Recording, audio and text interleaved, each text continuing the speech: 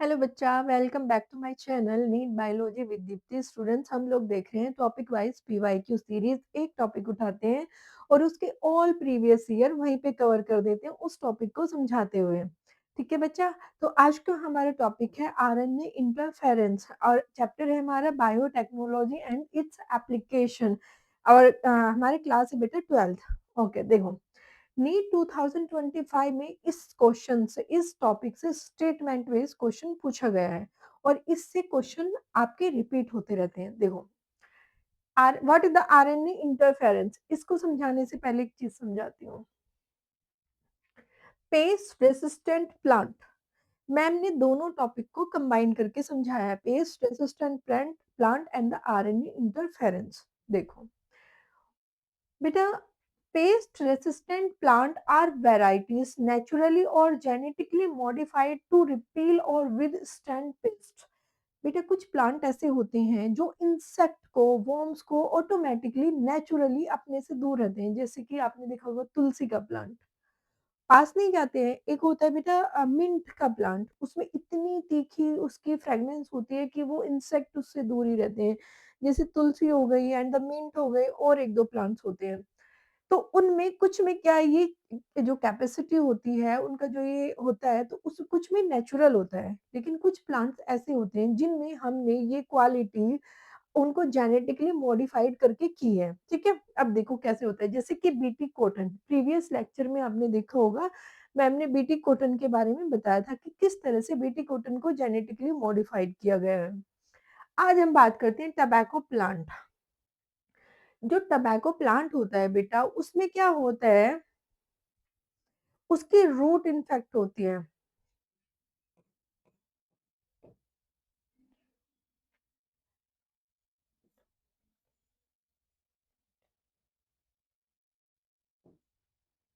ये रूट है, tobacco plant की रूट है।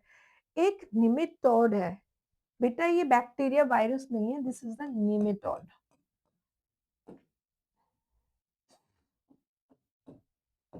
ओके,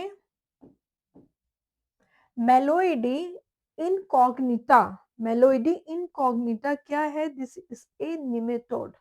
ये क्या करता है, टबैको की रूट में आता है, एक नोट लाइक स्ट्रक्चर बना देता है, गांठ टाइप। तो बेटा पूरा टबैको का प्लांट खराब हो जाता है।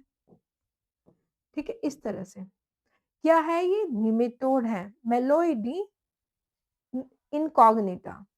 इसने टबैको के रूट में क्या किया, नोट लाइक चीजें बना दी। तो root of tobacco plant knot nematode है, रूट में गांठ बना देता है। ठीक है, अब क्या होता है, ठीक है, ये पूरा टबैको का प्लांट खराब हो गया। अब बात क्या आती है, फायर एंड मेलन 1998, उन्होंने क्या किया, develop a process called RNA interference. उन्होंने एक प्रोसेस की, आरएनए इंटरफेरेंस। इस प्रोसेस में उन्होंने क्या किया, आर जो निमेटोड है उसका जो आरएनए है उसको, उसमें इंटरफेयर किया है, उसमें इंटरफेयर किया है। जब आर निमेटोड का आरएनए ही चेंज हो जाता है तो बेटा वो प्रोटीन नहीं बना पाता, प्रोटीन नहीं बना पाता तो वो इन्फेक्ट नहीं कर पाता। ओके, अब हम बात करते हैं आरएनए इंटरफेरेंस की। आरएनए आई, ये क्या होता है, जीन साइलेंसिंग होता है। ठीक है, इसमें साइलेंस कर देता है ये जीन को। अब देखो मैम समझाती है, strategy is used to prevent the infection of tobacco plant of the nematode malod nematode. अच्छा, जो देखो टबैको का प्लांट है, टबाके को प्लांट में निमेटोड आया। निमेटोड क्या करते हो, निमेटोड के अंदर क्या डीएनए है, डीएनए से उसने बनाया एमआरएनए, एमआरएनए से उसने बनाया प्रोटीन। जो प्रोटीन बनाई है वो क्या करती है, इन्फेक्शन करती है। ठीक है, अब हम क्या करेंगे, जो वो डीएनए से आरएनए बना रहे हैं उस आरएनए पे काम करेंगे। एक आरएनए द्वारा अपने टारगेट एमआरएनए के फंक्शन को स्टॉप करेंगे। ठीक है, जिससे वो प्रोटीन ना बना पाए और एमआरएनए को ब्रोक कर दे। जैसे कि ये निमेटोड है, इसका डीएनए है, इसने डीएनए से बनाया आरएनए और आरएनए से ये बनाएगा प्रोटीन, और ये ही प्रोटीन जो बनाएगा ये करेगी इन्फेक्शन। अब हम क्या करेंगे, ये जो प्रोसेस एमआरएनए, इस एमआरएनए के साथ चेंज करेंगे बेटा। इस mRNA को अदर mRNA से जेनेटिकली मॉडिफाइड करके उसको चेंज कर देंगे। ये साइलेंट हो जाएगा तो प्रोटीन ही नहीं बन पाएगी, प्रोटीन नहीं बन पाएगी तो इन्फेक्शन ही नहीं हो पाएगा, तो हम यहाँ पे करेंगे काम। इसे कहते हैं आरएनए इंटरफेरेंस। अब देखो, टबैको का प्लांट है, रूट लिया। मेलोडी गाइनी इनकॉग्निटा, ये निमेटोड है। इसने क्या डिजीज की? रूट नोड डिजीज की। किसमें? टबैको प्लांट में। इसने क्या किया?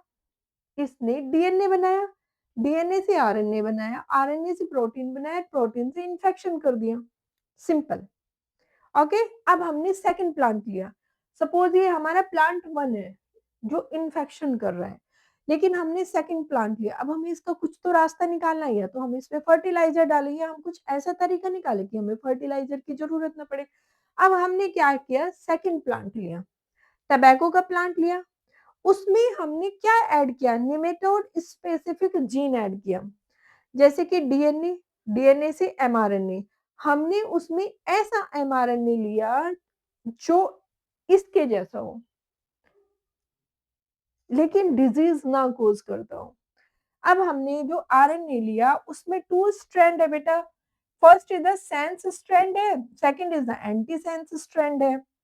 और ये कैसा है? जब sense strand and the anti sense strand, तो डबल स्ट्रैंडेड आरएनए हो गया ना ये।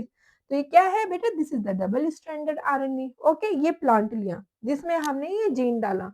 अब इस प्लांट को खाने के लिए निमेटोड आया। उसको तो नहीं पता है ना कि इन्होंने इसमें जीन चेंज किया है। वो तो सिंपल आएगा, सब प्लांट एक जैसे हैं, तो वो उसको खाने के लिए आएगा। अब वो उसको खाने के लिए आया और उसने उसको वो किया, लिमिटेड आया, उसने उस पे काम किया।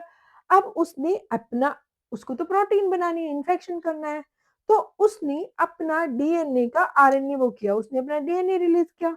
अब वो आरएनए, उसका आरएनए इस आरएनए को गलती से समझ के इसके साथ ऐड हो गया। ये आरएनए क्या करता है? ये डिजीज कोज नहीं होने देगा, इसने डिजीज कोज नहीं होने दी, ये इसके साथ आके ऐड हो गया। तो जब ये इसके साथ आके ऐड हो गया बेटा, ये इस वाली हमने इस आरएनए के साथ दूसरा आरएनए ऐड कर दिया, तो बेटा वो प्रोटीन थोड़े ना बनाएगा, वो तो प्रोटीन बनाने ही नहीं देगा उसको। तो जब प्रोटीन नहीं बनेगी तो इन्फेक्शन भी नहीं होगा। तो सेम यहाँ पे हुआ। तो अब ये ना प्रोटीन बनाएगा ना ये इन्फेक्शन करेगा, क्योंकि उसका कोई ट्रांसलेशन नहीं होगा, क्योंकि वो जीन साइलेंट हो गया है।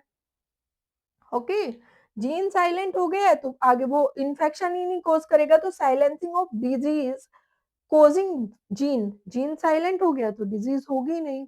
बेटा इसको कहते हैं आरएनए इंटरफेरेंस, यानी कि हमने क्या किया? हमने आरएनए में इंटरफेयर किया।